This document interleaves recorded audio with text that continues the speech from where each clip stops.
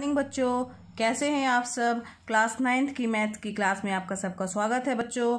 और हम पढ़ रहे थे बच्चों चैप्टर नंबर 4 दो चरों वाले रैखिक समीकरण। तो इसकी प्रश्नावली 4.1 जो है वो हमने हल कर ली थी और आज हमें आगे बढ़ना है प्रश्नावली 4.2 की ओर बच्चों। तो सबसे पहले हम देखेंगे इस प्रश्नावली को हल करने से पहले हमें जानना जरूरी है कि इस प्रश्नावली में हमें क्या चीज़ पढ़ना है, कैसे क्वेश्चन आएंगे। तो यहाँ पर है रैखिक समीकरण का हल हमें ज्ञात करना है कि कोई भी रैखिक समीकरण है, ठीक है। रैखिक समीकरण चूंकि हम यहाँ पर दो घातों वाला नहीं लिख रहे हैं, इसका तात्पर्य ये है कि दो चरों वाला नहीं लिख रहे हैं, क्योंकि इसका तात्पर्य ये है कि ये दो चरों वाले रैखिक समीकरण की बात हो रही है। तो रैखिक समीकरण का हल क्या होगा बच्चों, यहाँ ध्यान दीजिए। अगर हम जैसे लेके चलते हैं कि एक चर वाला कोई भी रैखिक समीकरण लेके चलते थे तो उसमें क्या होता था बच्चों, जैसे मान लीजिए यहाँ पे लिखा है x + 3 = 0, ठीक। अब ये एक रैखिक समीकरण है हमारा, तो यहाँ पर x का एक ही मान आएगा, x = -3, यानी x की जगह हम -3 रखेंगे तो ये समीकरण संतुष्ट होगा। यानी कि एक चर वाले प्रत्येक रैखिक समीकरण का केवल और केवल एक अद्वितीय हल होता है। यानी अगर एक चर वाला रैखिक समीकरण हमारे पास है तो उसका केवल और केवल एक ही अद्वितीय हल प्राप्त होगा बच्चों, ठीक है। अब यहाँ पर हम चूंकि क्या लेके चल रहे हैं, दो चरों वाले रैखिक समीकरण का हल हमें चाहिए है, तो इसका मतलब हुआ कि x और y दो यहाँ पर चर राशियाँ हैं। तो अब दो चरों वाले रैखिक समीकरण का क्या हल होगा। मान लीजिए एक एग्जाम्पल हम लेके चलते हैं बच्चों, 2x + 3y = 12। ये हमारा दो चरों वाला रैखिक समीकरण का एक एग्जाम्पल है। तो यहाँ पर ध्यान दीजिए बच्चों, अगर हम x = 3 और y = क्या लेते हैं 2 ना, तो रख के देखते हैं, x की जगह 3 और y की जगह 2 रख के देखते हैं तो क्या प्राप्त हो जाएगा बच्चों, 2 × 3 + 3 × 2 = 12, 3 दूनी 6 + 3 दूनी 6 यानी =12, यानी 12 = 12। यानी इससे ये पता चला बच्चों हमें कि x = 3 और y = 2 जो है इस दो चरों वाले रैखिक समीकरण का एक हल है। यानी x का मान 3 और y का मान 2 रखने पर हमें ये समीकरण जो दो चरों वाला रैखिक समीकरण है ये बराबर प्राप्त हो रहा है, यानी LHS बराबर है RHS के। तो इसका मतलब ये दोनों मान जो हैं x और y के वो रैखिक समीकरण के हल होंगे, ठीक है। इसको हम अगर पलट दें यानी क्रमित युग्म के रूप में भी लिखा जा सकता है, यानी इसे हम 3 और 2 के रूप में लिख सकते हैं। और साथ ही साथ बच्चों अगर इसके क्रम को बदल दें हम, अगर कोष्टक के अंदर बच्चों ये 3 2 यानी क्रमिक रूप में लिखा हुआ है, यानी 3 पहले यानी ये x का मान दिया है और 2 बाद में यानी ये y का मान दिया है। इस कोष्टक के अंदर अगर ऐसा लिखा है तो यानी क्रमिक रूप के रूप में हम समझेंगे, यानी कि क्रम से दिया हुआ है, यानी x की वैल्यू पहले दी हुई है और y की वैल्यू बाद में दी हुई है, ठीक है। और ये दोनों इसके हल हैं। अब यहाँ पर ध्यान दीजिए कि अगर जो ये समीकरण दिया है हमारा, अगर हम x बराबर क्या रखते हैं बच्चों 0 रखते हैं और y बराबर क्या रखते हैं 4, तब भी गौर कीजिए, रख के देखते हैं 2 × 0 + 3 × 4 = 12। 2 का 0 के साथ गुणा होगा 0 आएगा बच्चों, और 3 का गुणा 4 के साथ होगा तो 12 = 12, यानी 12 0 जोड़ेंगे 12 में तो 12 = 12। यानी कि x = 0 और y = 4 भी दो चरों वाले इस 2x + 3y = 12 रैखिक समीकरण के हल होंगे। इसको क्रमिक रूप में हम क्या लिखेंगे बच्चों 0, 4, ठीक है। तो इस तरीके से कि ये जो हमारा दो चरों वाला रैखिक समीकरण है इसके जो है हल 3 2 और 0 4 दोनों जो है हमने दो हल प्राप्त कर लिए हैं। अब बच्चों ये सोचने की बात है कि क्या कोई और अन्य हल भी हम प्राप्त कर सकते हैं।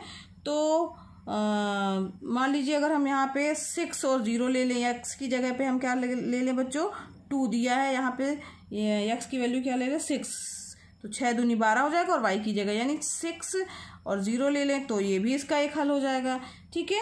तो यानी हम अपनी इच्छा अनुसार x का मान कुछ भी ले लें तो y का मान उसी अनुरूप रख दें तो एक समीकरण का जो है वो हल जो है वो प्राप्त हो जाएगा। तो इससे ये निष्कर्ष निकलता है बच्चों कि दो चरों वाले रैखिक समीकरण के विभिन्न हलों का कोई अंत नहीं है, और दूसरे तरीके से भी हल इसके ज्ञात किए जा सकते हैं। यानी x की वैल्यू कुछ रखेंगे, फिर उसके बाद में y का मान चेंज हो जाएगा, या y की वैल्यू कुछ और रख लेंगे। इस तरीके से कई हल हमें प्राप्त होंगे। यानी हलों का जो है कोई अंत नहीं है। कहने का क्या मतलब हुआ बच्चों कि दो चरों वाले रैखिक समीकरण के अपरिमित रूप से अनेक हल होते हैं। ठीक है, क्या कि दो चरों वाले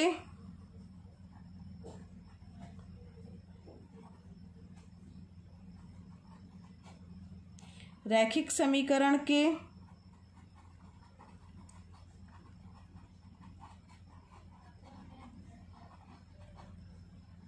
अपरिमित रूप से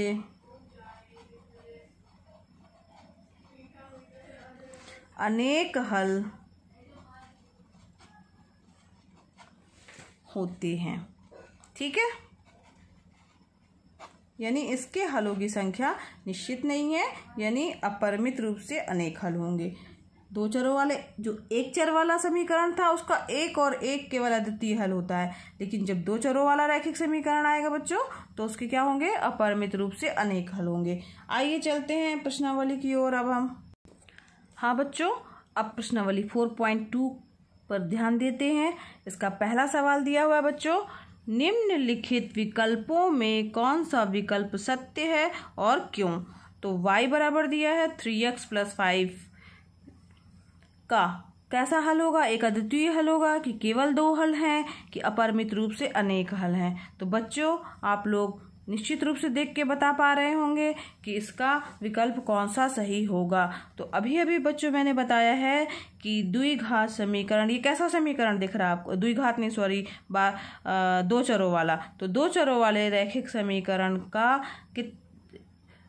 कैसा हल होता है बच्चों, तो अभी अभी जस्ट हमने चर्चा की है कि अपरिमित रूप से उसके अनेक हल होंगे। ठीक है, एक हल नहीं होता, एक हल अद्वितीय हल किसका होता है, केवल एक घात वाले समीकरण का होता है। केवल दो हल तो ऐसा भी नहीं है, दो चरों वाले रैखिक समीकरण के अपरिमित रूप से अनेक हल होते हैं। तो इसका कौन सा विकल्प सही होगा बच्चों, तीसरा विकल्प हमारा सही होगा। और इसमें लिखा है कारण भी लिखना है, तो क्या कारण लिखेंगे बच्चों हम, तो बच्चों इसमें क्या लिखेंगे, तीसरा अपरिमित रूप से अनेक हल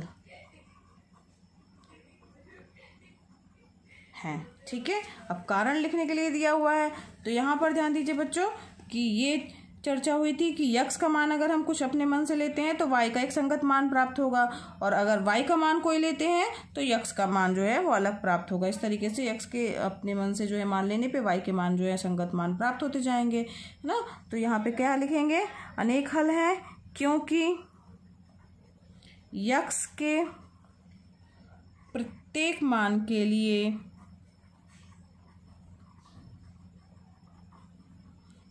y का एक संगत मान प्राप्त होगा।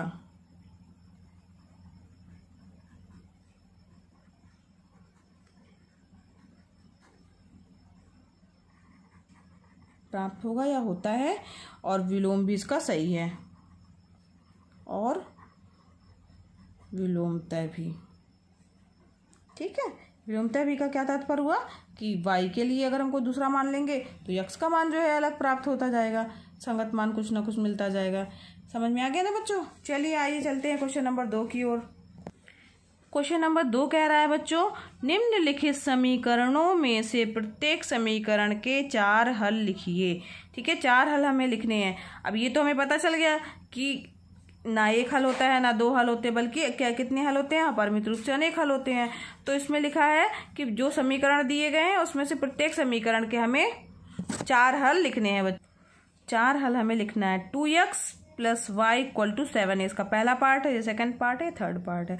तो पहला पार्ट बच्चों लेके चलते हैं, देखते हैं इसको कैसे हल करेंगे बच्चों सेकंड का फर्स्ट पार्ट है 2x + y = 7। तो यहाँ पर सबसे पहले क्या करेंगे, हम y बराबर लिख लेंगे। y बराबर क्या आएगा, 7 - 2x। ठीक है, 7 माइनस 2x आ गया। अब यहाँ पर हम y के अलग अलग मान, x का मान अलग अलग लेंगे तो y के अपने आप ही अलग अलग मान प्राप्त होंगे। तो सबसे पहले हम x का मान लेके चलते हैं। यदि x इक्वल टू 0, ठीक है, तो y बराबर क्या आ जाएगा 7 माइनस 2 और कोष्टक में 0 रख दिया हमने x का मान। समझ में आ रहा है ना बच्चों?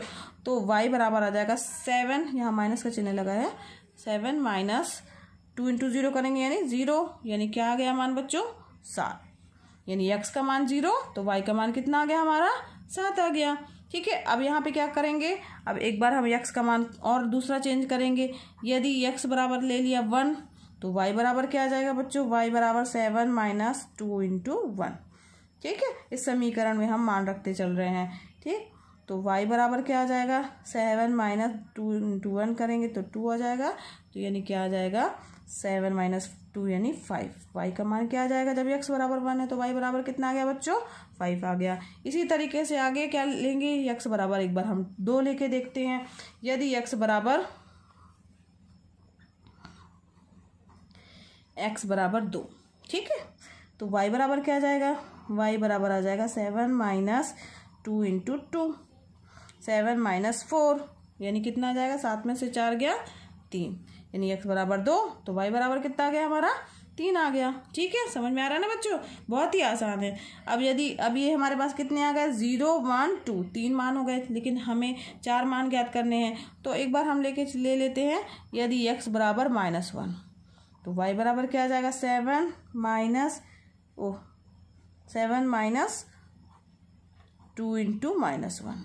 ठीक, तो 7 माइनस माइनस क्या हो जाएगा प्लस, और 2 1 2, 7 प्लस 2 यानी 9।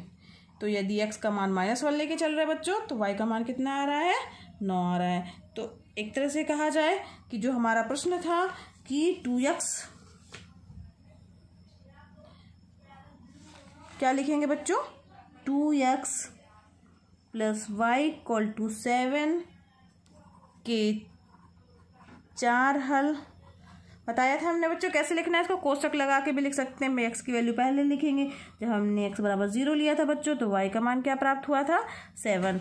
ये देखिए 0 लिया था तो y का मान 7, x बराबर 1 लिया तो y का मान 5, तो 1 5 और x बराबर 2 तो y का मान 3, 2, 3। समझ में आ रहा ना? इसके बाद वह चौथा हल क्या था -1, 9। ठीक है, कि 4 हल ये होंगे। ठीक है, ये इसका आंसर हो गया। समझ में आ गया बच्चों आपको कैसे हल करना है? तो इसी तरीके से बच्चों इसका सेकंड पार्ट और थर्ड पार्ट भी आपको हल करने लेना है। x के मान अलग अलग लेने हैं तो y का मान अपने आप ही अलग अलग जो है उसके अकॉर्डिंग या संगत जो है उसके आएगा, और उसके 4 हल, जितने भी हल ज्ञात करने के लिए दिया है, क्योंकि इस प्रश्न में 4 दिया है तो आपको 4 ही हल ज्ञात करने हैं। आज के लिए बच्चों बस इतना ही। आगे जो है बचे हुए शेष सवाल जो है वो हम नेक्स्ट लेक्चर में हल करेंगे। ठीक है बच्चों, इतना आज आपको समझ में ही आ गया होगा कि उनके हल हमें कैसे निकालने हैं, 2 चरों वाले रैखिक समीकरणों के। ठीक है, तो आज के लिए इतना ही बहुत है। और बच्चों आपको मेरा ये वीडियो पसंद आया हो तो प्लीज़ लाइक कीजिए और सब्सक्राइब कीजिए। साथ ही साथ बच्चों बेल आइकन दबा दीजिएगा ताकि आपको मेरे नए वीडियोस मिलते रहें, और दूसरे बच्चों को भी इसको शेयर कीजिए ताकि उनको इसका लाभ मिल सके। धन्यवाद बच्चों, थैंक यू।